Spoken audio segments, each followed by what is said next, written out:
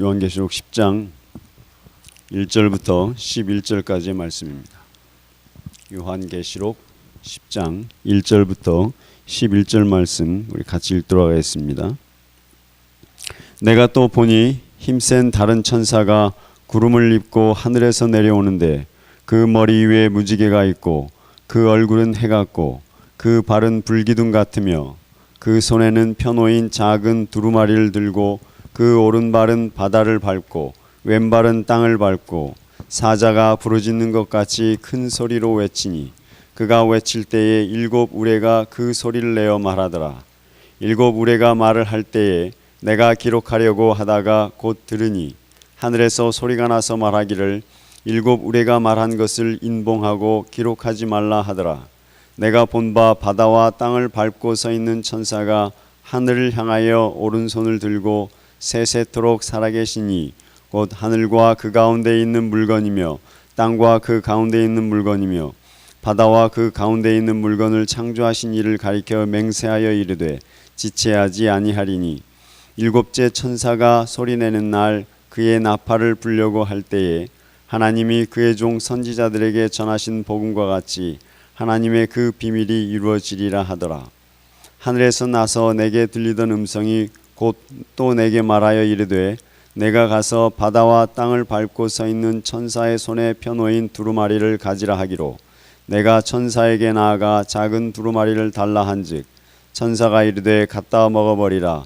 내 배에는 쓰나 내 입에는 꿀같이 달리라 하거늘 내가 천사의 손에서 작은 두루마리를 갖다 먹어 버리니 내 입에는 꿀같이 다나 먹은 후에 내 배에서는 쓰게 되더라. 그가 내게 말하기를 내가 많은 백성과 나라와 방언과 임금과에게 다시 예언하여야 하리라 하더라. 요한계시록 10장 계속해서 말씀드린 대로 이제 지금까지 이런 구조로 요한계시록이 계속 진행이 되었습니다. 기억하실 겁니다. 그 일곱 교회 처음에 시작할 때 일곱 교회들에 대해서 하나님이 말씀하시는 것을 우리가 들었습니다. 기억나시죠? 일곱 교회의 큰 주제가 뭐였습니까?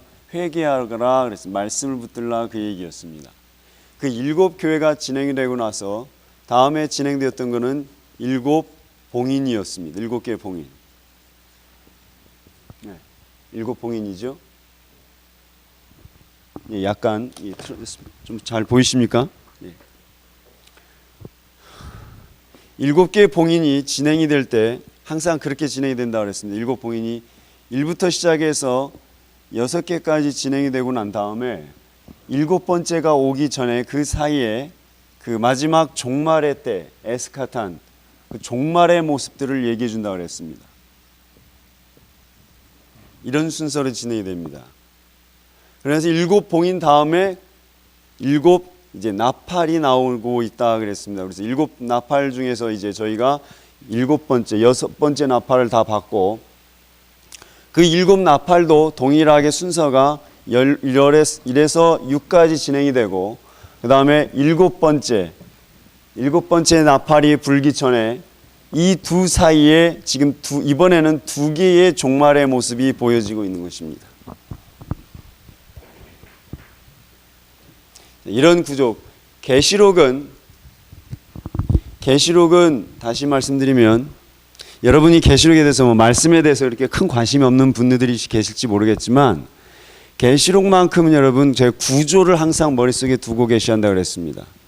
이걸 머릿속에 두지 않으시면 계시록을 제대로 이해하기 어렵고 소망이 없습니다. 특히 계시록은 마지막 때 우리 인생의 마지막에 관한 말씀입니다. 예. 여러분 한번 그 생각을 하시면 됩니다. 내 인생 마지막 내 장례식 때 조사 있죠. 조사를 사람들이 읽을 거 아니겠습니까? 그렇죠? 그 조사를 어떻게 읽어주길 바라냐 이겁니다. 내 인생의 장례식 때 내 관을 앞에 놔두고 사람들이 와서 야, 이 인간 잘 죽었다 그러길 바라십니까? 그걸 원치는 않으실 거예요. 어떤 분 어느 분 장례식 가니까 그 얘기를 하더구만요. 참네, 너무 기가 막혀가지고 죄송합니다. 좀 얘기를 해드려야 될 것 같아요. 어느 분 장례식 가니까 저분 참 일찌감치 미국에 넘어와서 말이죠. 고생하면서 맨바닥에서 고생을 해가지고 돈 많이 벌어갖고 주식 투자도 잘해가지고 자식들한테 돈 많이 물려줬다.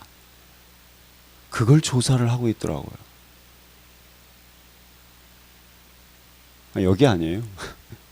뉴저지였어요. 뉴저지에서.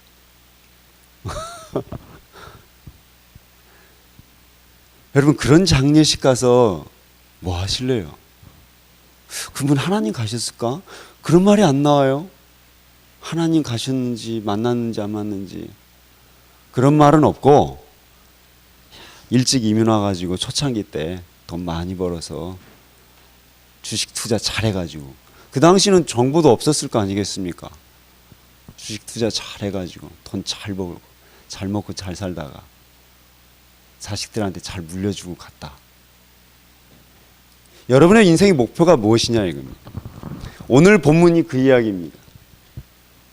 내가 죽음이 가까이 왔는데 뭐 할 거냐 이거예요. 죽음이 가까이 왔는데 오늘 그 본문을 대답할 내용입니다. 7 봉인 있고 7 나팔 있고 그 다음에 마지막 세트가 뭡니까? 7 대접입니다. 7 대접도 똑같이 그렇게 진행이 됩니다. 구조가 똑같이 진행이 됩니다. 약간 여기선 다르지만 이런 형태로 진행이 돼서 나아가고요. 이게 순서대로 계시록이 말이죠. 순서대로 장별로 돼 있다고 해서 그것이 이게 시간 순서대로 봉인, 나팔, 대접 일들이 벌어진다 그게 아니고 이 세계가 동시에 일어나는 일을 세 가지의 모습으로 표현해 주고 있다고 보셔야 됩니다. 그래서 어떤 사람들은 이걸 연결해 가지고 봉인 다음에 나팔이 나온다. 그러므로 우리가 하라는 게 진짜다. 이런 식으로 접근하는데 그렇지 않습니다. 세계가 동시에 진행되는 사건을 마지막 때의 모습을 세 가지로 강조해서 보여주고 있습니다. 저희가 7 봉인이 지나갔습니다. 이제 7 나팔 중에서도 6번째가 끝나고 이제 10장에 와서 이제 마지막 종말의 모습을 여기입니다. 오늘 본문은 여기에 해당이 됩니다. 이게 10장 사건입니다. 자, 이제 보니까 힘센 다른 천사가 구름을 입고 하늘에서 내려오는데 그 머리 위에 무지개가 있고 얼굴은 해 같고 발은 불기둥 같더라 이야기하고 있습니다. 이게 유대 문학에서 고대 당시에 10장 1절에 보시면요. 고대 당시에 저 모습이 얼굴이 불 같고 머리에 무지개가 있고 발은 불기둥 같고 이와 같은 천사의 모습은 가장 강력한 하늘의 모습을 얘기하는 것입니다. 예. 지금 이 말씀을 어설프게 듣지 말란 얘기입니다. 지금 이 말씀을 전하는 자가 보세요. 표현이 뭐라고 되어 있습니까? 강한 힘센 다른 천사 그렇게 얘기하고 있습니다. 힘센 다른 천사 another mighty angel 이런 말입니다. another mighty angel 다른 힘센 천사 이 말입니다. 힘센 다른 천사 이 말을 갖다가 힘센 다른 천사 이렇게 얘기했습니다. 왜 다르다고 얘기했습니까? 지금까지 얘기한 천사들은요 그냥 하나 나팔 불고 봉인 떼고 이래 왔던 사람들입니다. 그러니까 그 사람은 그 영역에 한정되어 있었던 사람들입니다. 들리세요? 지금 제 말이? 예. 진짜 들리세요? 예. 계시록 말씀은요 이렇게 생각하시면 됩니다. 계시록 말씀은 내 인생에 있어서 내가 어떤 삶을 살고 있는지 딱 보여주는 말씀입니다. 예. 특히 여러 성도님들에게는 딱 필요한 말씀이죠. 마지막 하나님의 심판을 앞두고 있는 우리 인생의 종점에 와 가시는 분들 아닙니까? 그런 분들에게는 정말 중요한 말씀이 계시록입니다. 꼭 들으시기 바랍니다. 안 되시면 어쩔 수 없고 그 천사가 하는 말입니다. 그 천사가 지금 구름을 입고 하늘에서 내려오는데 고대 문학에서 유대 문학에서 구름은 무엇을 상징했습니까? 하나님의 임재 하늘의 영광을 상징했습니다. 그 천사가 구름을 얘기하고 있죠. 또 뭘 얘기하고 있습니까? 무지개를 얘기하고 있습니다. 무지개를 머리에 썼다 그러죠? 머리에 왕관을 상징하는 것입니다. 그러니까 보통 존재는 아니에요. 지금까지 뭐 봉인 하나씩 떼던 그런 천사들하고는 다릅니다. 굉장히 큰 강력한 존재의 모습이 이와 같은데 그 얼굴이 뭐 같다고 그랬습니까? 해 같다고 그랬습니다. 그 발이 뭘 같다고 그랬습니까? 불기둥 같다고 그랬습니다. 보이시죠? 어떤 존재인가? 이런 존재가 마지막 때 이제 6번째 나팔까지 다 분 다음에 마지막 에스카탄 종말의 모습이 나올 때 이 사람이 나와서 얘기하는 겁니다. 무슨 말입니까? 헛들어 듣지 말라 이 소리입니다. 헛소리가 아니다 이 소리입니다.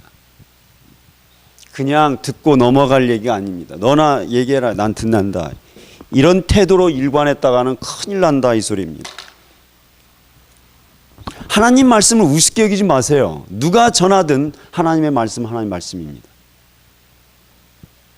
하나님의 말씀을 경홀히 여기는 태도, 만홀히 여기는 태도가 하나님께 심판을 자초하는 가장 먼저의 자세라고 그랬습니다. 여러분의 복대로 가시기 바랍니다. 그런데 이 사람이 그 손에 뭘 갖고 있다고 그랬습니까? 작은 두루마리를 갖고 있다고 그랬습니다. 오늘은 이게 굉장히 특이합니다. 두루마리를 갖고 있는데 그 오른발이 어디에 있다고 그랬습니까? 그 오른발이 2절에 보시면 바다를 밟고 있고 그 왼발이 어디에 있다고 그랬습니까? 한번 찾아보세요. 오른발은 어디에 있습니까? 바다. 왼발은 어디에 있습니까? 이게 뭘 상징합니까? 이와 같은 엄청난 모습의 천사가 땅과 바다를 다 이 발을 딱 밟고 있다는 얘기 아닙니까? 땅하고 바다.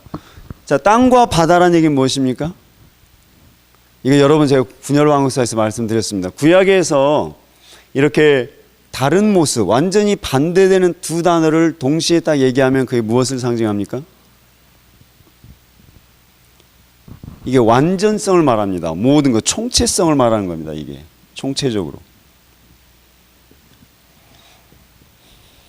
그러니까 땅과 바다라는 말은 무슨 말입니까? 해석하면 전 우주를 말하는 것입니다. 전 우주. 그러니까 이와 같이 다른 천사, 힘센 다른 천사가 어떻다고요? 구름, 무지개, 해, 불 이와 같은 모습을 가지면서 그런 그가 뭘 갖고 있다고 그랬습니까? 잘 보시면 이왕 그가 이렇게 작은 두루마리를 갖고 있대요. 작은 두루마리. 아무것도 아닌 거잖아요. 조그만 두루마리. 그러면서 그가 또 다시 뭡니까? 전 우주를 딱 통치하고 있는 모습을 상징하고 있습니다. 그러면서 얘기하기를 사자가 부르짖는 것 같이 큰 소리로 외치더라 이겁니다. 사자가 부르짖는 것 같이 큰 소리로 외치니 그가 외칠 때에 7 우레가 그 소리를 내어 말하더라 그럽니다. 사자는요, 이스라엘 백성 유대 고대 당시 사자에게는 사자라는 걸 뭘 상징했습니까? 가장 무서운 존재를 말했습니다.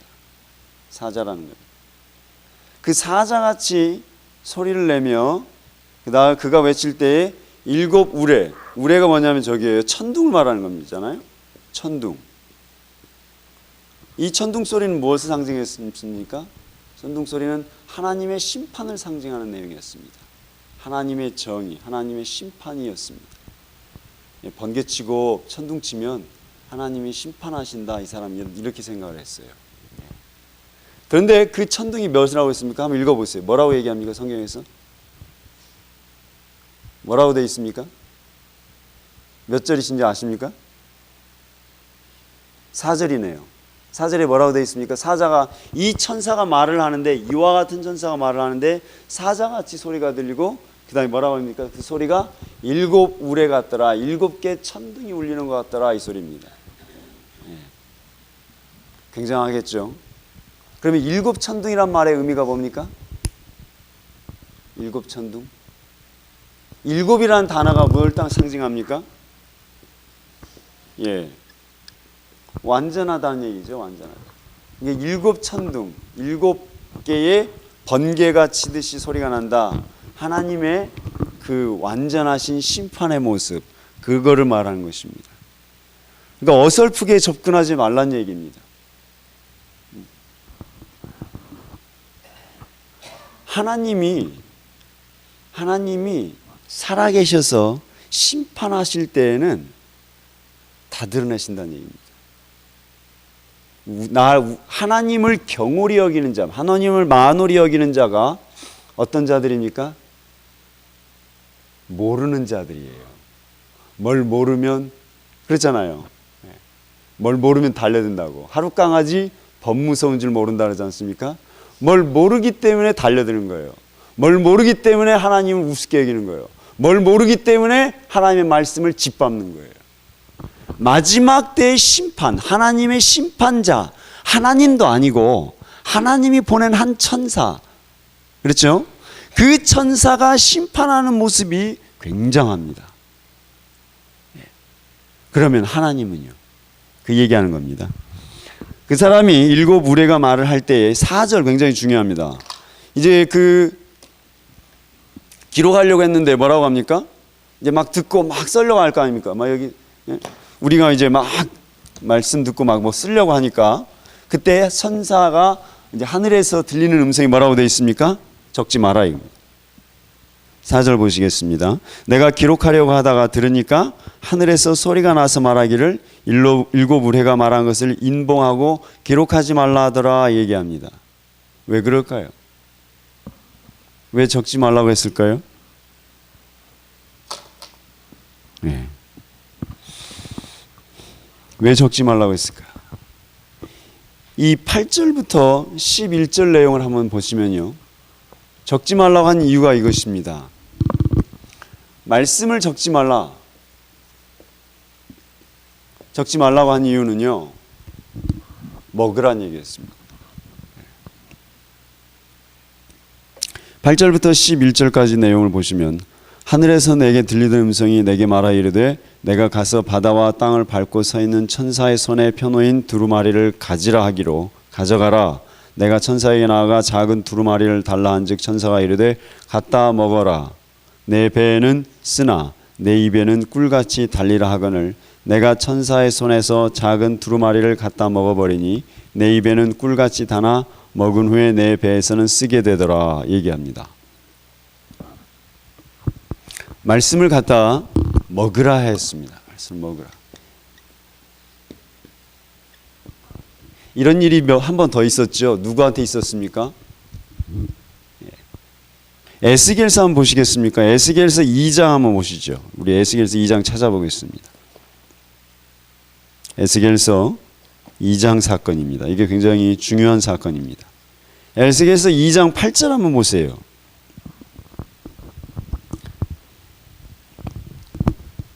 2장 8절부터 3장 3절까지 우리 같이 한번 읽어보겠습니다. 에스겔서 2장 8절입니다. 네. 2장 8절 너 인자야 내가 내게 이르는 말을 듣고 그 패역한 족속같이 패역하지 말고 내 입을 벌리고 내가 내게 주는 것을 먹으라 하시기로 내가 보니 보라 한 손이 나를 향하여 펴지고 보라 그 안에 두루마리 책이 있더라. 그가 그것을 내 앞에 펴시니 그 안팎에 글이 있는데 그 위에 애가와 애곡과 재앙의 말이 기록되었더라. 또 그가 내게 이르되 인자야 너는 발견한 것을 먹으라. 너는 이 두루마리를 먹고 가서 이스라엘 족속에게 말하라 하시기로 내가 입을 벌리니 그가 그 두루마리를 내게 먹이시며 내게 이르시되 인자야 내가 내게 주는 이 두루마리를 내 배에 넣으며 내 창자에 채우라 하시기에 내가 먹으니 그것이 내 입에서 달기가 꿀 같더라 얘기하고 있습니다.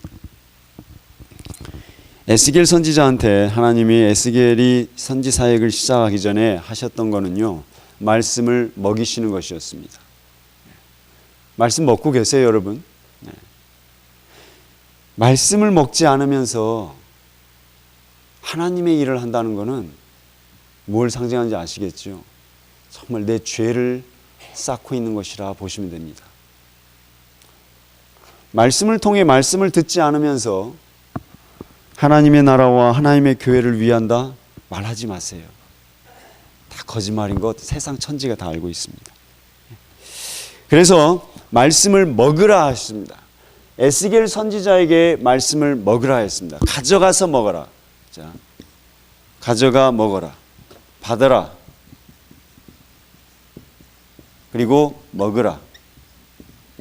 이것이 무엇이었습니까? 이 말이 어디서 나왔습니까? Take it and eat it. 받으라, 먹으라. 이 말이 무슨 말입니까? 성만찬에서 예수님이 쓰신 말입니다. 이해되시죠? 그래서 예수님이 성만찬에서 말씀이신 자신을 받으라, 먹으라 하신 것입니다. 신자가 해야 될 것은요, 하나님의 말씀을 받아 먹어야 됩니다. 그 말씀이 그 안에 내재되어야 됩니다. 그 말씀이 입에는 달지만 배에선 쓰다 그랬습니다. 하나님의 말씀이 내재되지 않으면 신자 아닙니다. 성경 읽고 계십니까? 아니, 한번 여쭤보면 한 마음으로 대답하실 필요는 없어요. 한번 마음으로 물어보세요. 내가 집에서 책 읽고 있는가? 성경 읽고 있는가? 기도라도 한마디 하고 있는가? 그게 되는지, 그게 가장 기본 아니겠습니까? 교회건 신자건 그거 다 떠나서, 교단을 떠나서 내 집에서 말씀 성경 붙들고 계시냐 이거죠. 남는 시간에 뭐하냐 이거죠.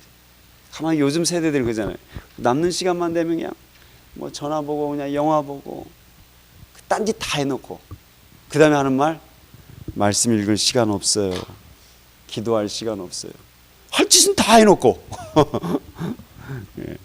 이게 인생이죠. 예. 그래놓고 이제 그들이 가장 거룩합니다. 말은 그런 사람들이 제일 거룩합니다.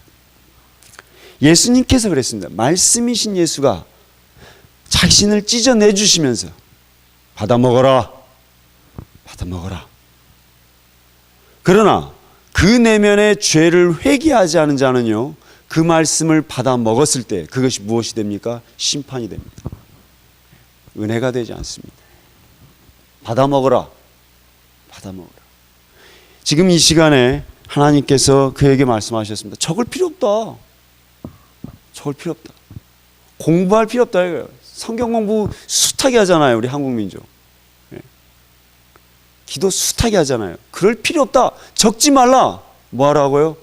그 말씀을 먹어라. 그 말씀을 네 것으로 만들어라. 그 말씀이 네 속에 들어가라. 예수 그리스도와 하나가 되라는 얘기입니다. 예수 그리스도가 내 속에 들어와 있어야 된다는 얘기입니다. 예수 그리스도와 함께 되라는 얘기입니다. 예수 그리스도가 원하는 것을 하라는 얘기입니다. 예수 그리스도가 하는 생각을 하라는 얘기입니다. 예수 그리스도가 원하는 것을 이 땅에 이루라는 얘기입니다.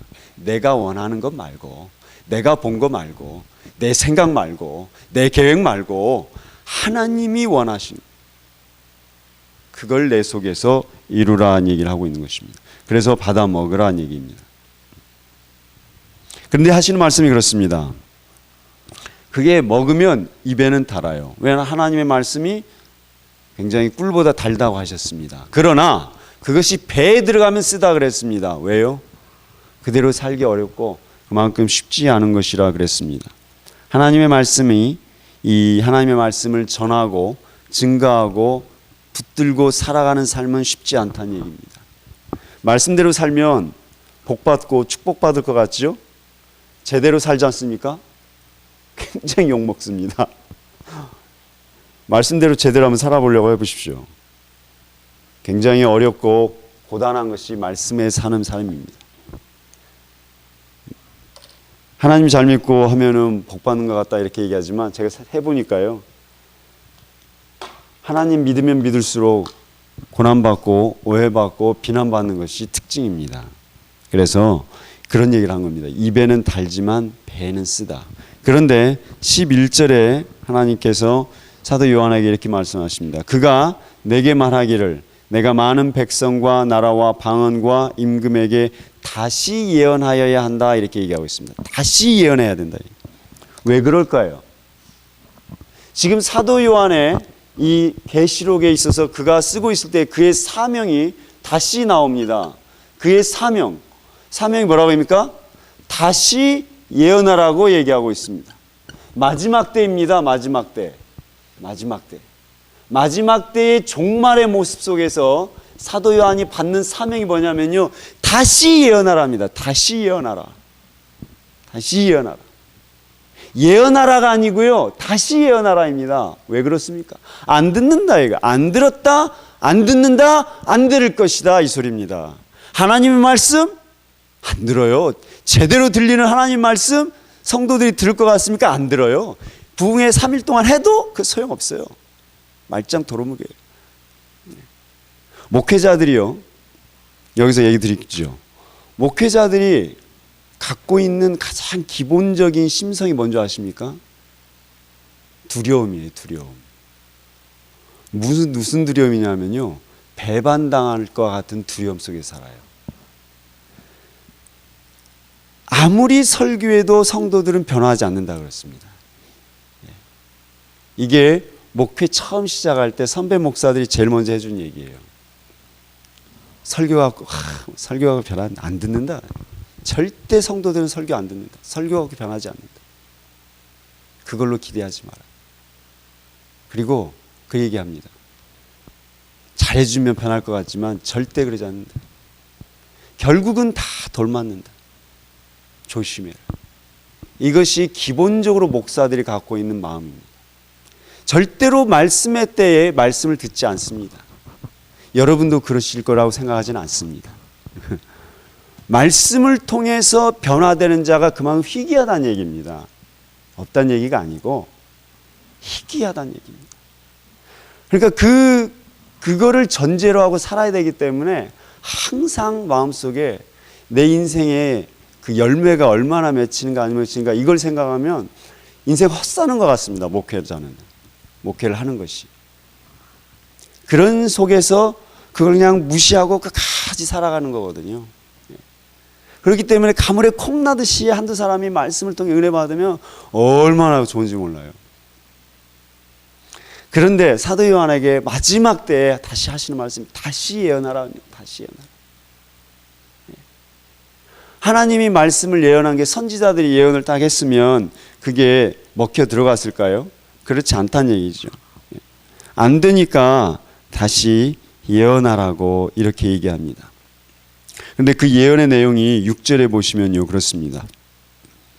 천사가 하는 말이 그렇습니다. 세세토록 살아계시니 5절부터 보시면요, 천사가 하늘을 향하여 오른손을 들고 세세토록 살아계시니 곧 하늘과 그 가운데 있는 물건이며 땅과 그 가운데 있는 물건이며 바다와 그 가운데 있는 물건을 창조하신 이를 가리켜 맹세하여 이르되 지체하지 아니하리니 이렇게 얘기합니다.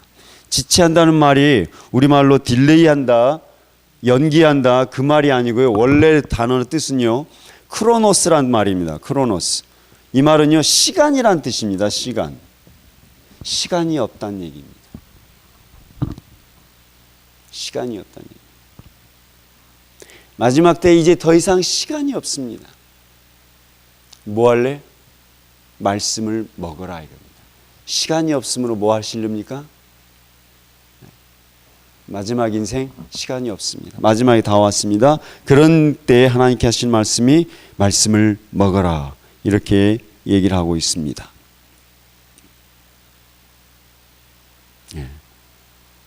그러시면서 11절에 가서 결국 다시 말하면 모든 백성에게 하나님의 말씀을 마지막 때에 전하도록. 우리 마지막 때의 사명은요, 우리 인생의 마지막 때의 사명은 무엇입니까? 하나님의 말씀을 먹고 하나님의 말씀을 배에 채우고 그 하나님의 말씀을 전하는 것이라 이렇게 얘기를 하고 있습니다. 그러나 그 삶이 결코 녹록하진 않습니다. 결코 사람들이 쉽게 말씀을 받지는 않습니다. 그러므로 다시 예언하는 그러한 삶을 살아라 이렇게 얘기를 하고 있습니다. 자, 이 말씀이 다시 어디서 나왔다 말씀드렸습니까? 마지막 종말의 때를 얘기할 때의 모습입니다. 마지막 종말 때. 이 말은 무슨 다시 예언하라고 하는 이 말씀 뭡니까? 마지막 때에 사람들은 어떻다고요? 하나님의 말씀을 듣지 않는다는 얘기입니다. 그게 마지막 때의 특징입니다. 지금 내가 하나님의 말씀을 소중히 여기고 내가 하나님의 말씀을 붙들고 그 하나님의 말씀을 은혜 받고 계십니까? 그렇지 않으시면 내가 마지막 때 마지막 심판의 모습을 살아가고 있는 것입니다. 제가 그래서 제 목회 자체로 뭐라고 얘기합니까? 계속 말씀의 목회 얘기하는 거는요, 우리 삶은, 우리의 인격은 다 부족합니다. 우리 인간은 다 죄악됩니다. 그렇기 때문에 그 자체를 가지고서 뭐 하려고 하시면 안 됩니다. 그거는 내버려 두고 나에 대해서는 버리고 하나님의 말씀으로 나를 채워야 합니다. 그 외에는 소망이 없습니다. 그 외에는 방법이 없습니다. 이제부터라도 성경 읽으세요. 이제라도 창세기부터 계시록까지 성경 다독 해보세요. 그러면 하나님의 뜻을 좀 알까? 그래도 안 돼요. 그러므로 기도하세요. 불쌍히 여겨주시도록 기도하시면 될 것 같습니다. 자, 우리 인생의 마지막 때입니다. 뭐 하시겠습니까? 말씀 붙으시기 바랍니다. 그것이 제가 성도님들을 하나님 나라로 이끌어갈 수 있는 도구입니다. 그렇지 않으면 가능성이 없겠지요. 그거 꼭 기억하시고요. 하나님 말씀을 붙들고 인생 사시고 생각하시고 행동하시기를 바랍니다. 기도하겠습니다. 하나님 아버지, 마지막 때에 사람들이 하나님의 말씀을 듣지 않습니다. 마지막 때에 하나님의 말씀에 반응하지 않는 것이 당연합니다. 주님, 우리가 그와 같이 심판받고 화인 맞은 양심은 아닌지 돌아보게 하여 주시옵소서. 우리 인생의 마지막 때가 가까웠는데 하나님의 음성을 듣고 하나님의 말씀을 듣고 그에 따라 기도하고 행동하는지 생각하게 도와주시고 그 하나님의 말씀을 통해 다시 거듭나게 하여 주시옵소서. 하나님의 말씀을 붙들고 살아가는 자들 되도록 기억하여 주시길 원합니다. 예수 그리스도 이름으로 기도합니다. 아멘.